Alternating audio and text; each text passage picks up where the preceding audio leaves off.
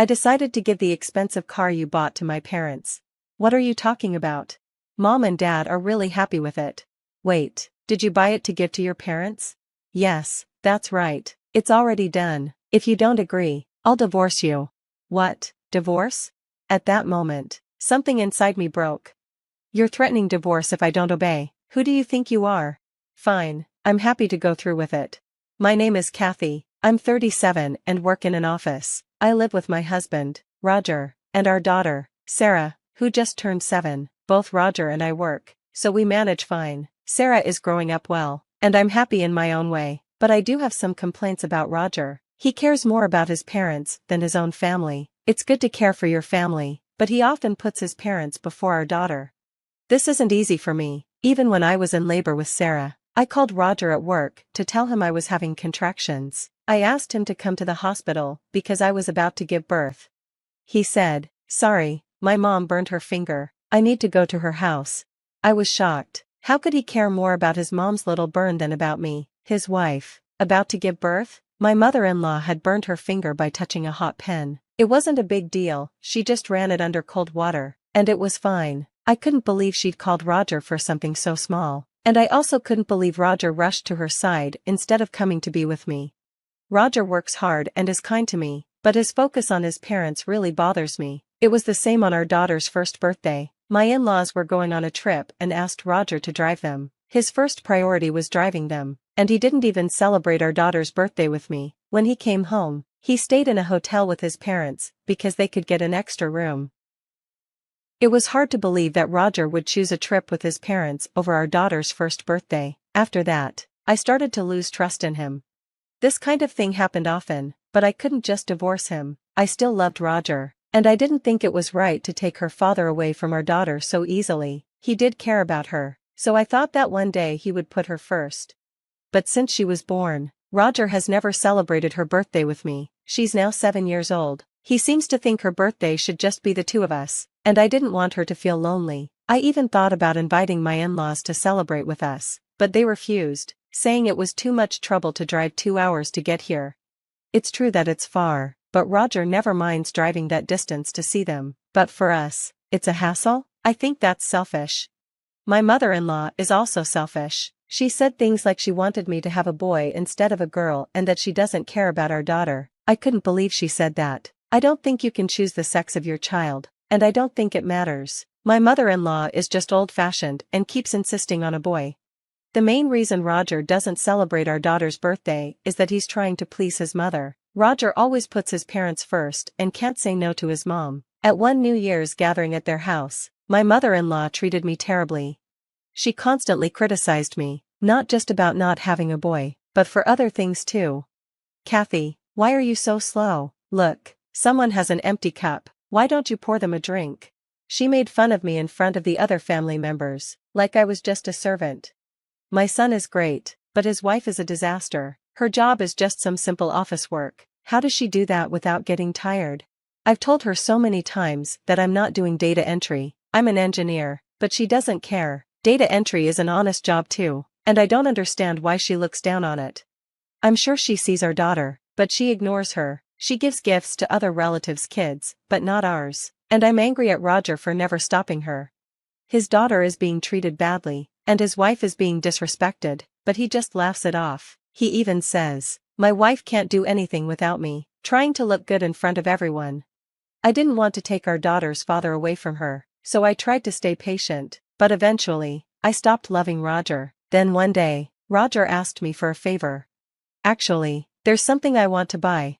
"What is it?" "A car." "What, a car?" I was surprised. Roger never cared about cars. "Why all of a sudden?" "I just thought I could get a new one. You know, I drive to my parents' house all the time, so I thought I'd like a change. We live near a supermarket, and I don't drive much, so I thought I'd let Roger handle it." "Well, it's up to you. You use the car the most." Roger looked happy, then said with a bit of guilt, "Actually, here's the thing, I'll pick out the car, and you can pay for it."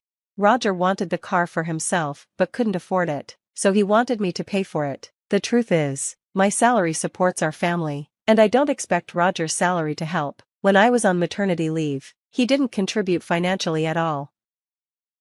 After I gave birth, I decided to quit my job and stay home with our daughter, but since I'm an engineer, I asked my company if I could work from home, which they allowed. So, I worked while taking care of our daughter. When she was little, I thought it was selfish of Roger to spend his money on himself while I had to pay for a new car, but when Roger is in a good mood, he does take care of our daughter, so I agreed to let him buy the car. Okay. Are you sure? Thank you. Roger was so happy. He immediately started looking at car catalogs and researching online. Since I was the one paying for it, I told him, it doesn't have to be a big car, just something for the three of us. Yeah, I know. He mumbled this, and I wasn't sure if he was really listening. He went to the dealership a few times and talked to the dealer. About 2 weeks later, Roger told me he was ready to buy the car and took me to the store. He was so excited. I sat down and waited for him to tell me what to do, and suddenly, there was the car and a contract. When I saw the car the dealer had prepared, I was shocked. It was a huge, luxury minivan. Oh my God, are we really buying this? Oh yeah, it's nice. I'm really excited. Wait, I don't think we need such a big car. I mean, if we have another baby, maybe it'll be useful, but right now, it's too big for just us. Roger kept insisting it was a good choice, but I couldn't believe how big it was. Even if we had another child, this car was way too big for our family of 4. Are we really buying this? I asked again, and Roger looked frustrated. Why do you keep saying that? You're making the dealer uncomfortable. You told me to leave it to you, I reminded him. I did, but that's the problem. It's done. Roger signed the contract. Then the dealer explained the price. I was shocked. I can't pay this all at once. We need to get a loan. What? Fine. I guess we have no choice. Roger insisted the car be in his name, so we took out a loan. I would pay the loan through his account. We bought the car that way, and it was delivered to our house.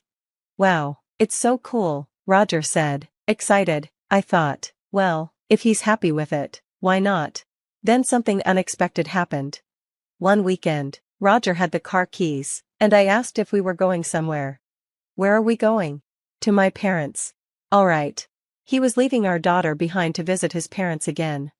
Are you taking the new car? I asked, and Roger replied happily, yes, I'm giving it to my parents as a gift.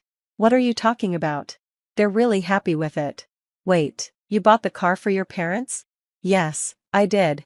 You're kidding, right? You said you wanted the car, and I agreed. If you had told me from the start that you were buying it for your parents, I would never have allowed it. Too bad, it's already bought. It's in my name, so I'll do what I want with it. If you don't agree, I'll divorce you. Divorce? At that moment, something inside me snapped. I had been trying to stay calm for our daughter, but now I was realizing that Roger was willing to push us aside for his parents. Divorce? Who does he think he is? I decided to stand up for myself. Fine, let's get the divorce. What? I don't want you around anymore. Go back to your mom and dad. Mama's boy. I wanted to provoke him, and it worked. Roger's face turned red with anger. What? You're making fun of me? Fine, let's get a divorce right now. I'll go get the papers. Roger stormed off to the city office. While he was gone, I started packing. I called my parents and told them what happened. I asked them to come pick me up and told my daughter to pack her things too. When Roger came back, he had the divorce papers. I've got it, he said, holding up the forms. The handwriting was angry and rushed, as if he couldn't wait to get it over with. Without hesitation, I signed the divorce papers. Well, I'll file it, so you can just go. I'm going, even if you don't tell me to. Roger stormed off, his footsteps loud as he left. Why did I stay married to such a person for so long? I should have left you sooner. As he walked away, I thought to myself, it's no use crying over it now. I'm just relieved to be free from him. From now on, I'll focus on being the best single mom I can be. A few minutes after Roger left, my parents arrived. Together, we finished packing up all my things, loaded them into my parents' car, and went to their house. While this was happening, I filed the divorce papers, and just like that, my divorce from Roger was finalized.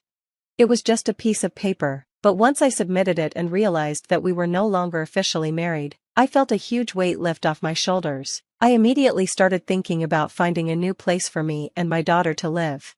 About a week after the divorce, I was at my parents' house when I noticed the luxury car that Roger had bought. I walked in with my daughter and saw Roger and my ex-in-laws in the living room. My mom saw us and quickly took our daughter to another room. I walked into the living room, and Roger, looking panicked, immediately started talking to me. "Oh, Kathy, what's the insurance for that car?" Roger seemed frantic as he asked, "What are you doing here? Why are you barging into our house like this?" I replied coldly, "And why are my ex-parents-in-law raising their voices? We don't want to be here either," my ex-mother-in-law snapped. "We came because of the situation, didn't we? Why are you yelling at us?" My dad, quietly furious, responded, "If that's the case, can you please leave? You're strangers to us now. We'll call the police if we need to." My ex-in-laws fell silent, clearly startled. Roger, still trying to get control, said, "Hey Kathy, what's going on with the insurance payments?" I sighed in frustration. "Did you forget what you said when you signed the contract? You insisted it be in your name. You bought the car and took out the loan in your name, so you're responsible for the insurance, too." My words made Roger and his parents look pale. Roger had insisted on putting everything in his name, but now he was facing the consequences of his choices. "I didn't even want that car," I added. "He's the one who chose it, so it's his responsibility to pay for everything." It turned out that Roger and his parents had gotten so excited about the car that they drove it recklessly. They had crashed the front of the car into a wall during a trial drive. When I got home and saw the car parked, I noticed I couldn't see the front of it. It looked like the car was already showing signs of the damage from their actions. Since I wasn't paying close attention, Roger and his parents came to me for help with the car insurance. Since the car was still owned by the loan company, they would have to get it fixed under their name. Without insurance, they were responsible for all the repair costs, including the guardrail they damaged. I couldn't imagine how much it would cost to repair a luxury car, but I knew it would be expensive. In the end, Roger and his parents returned the car and were hit with a hefty repair bill. After that, I started receiving a lot of emails from Roger asking if we could get back together. One of his messages said he couldn't pay rent or utility bills and had to move back in with his parents, but his parents were treating him harshly because of the car incident. Now he doesn't want to stay at their place, but he can't live on his own due to his debts. Roger still insists on seeing our daughter, but I think that's too selfish of him. I'm ignoring his emails. Of course, I didn't tell him where we were living, and I haven't mentioned our new house. The only thing I was worried about was if our daughter would miss him. To my surprise, she doesn't seem to care and is enjoying her life. I'm focused on protecting our daughter and providing for her. I don't believe a husband should put his parents before his own family, especially when his wife is the one paying for everything and then giving a luxury car to his parents. That's just unacceptable. Roger's actions led to his own downfall, and honestly, he got what he deserved. I hope Kathy and her daughter have a wonderful life ahead. Thanks for watching until the end. Please subscribe if you enjoyed this story, and I'll see you in the next video.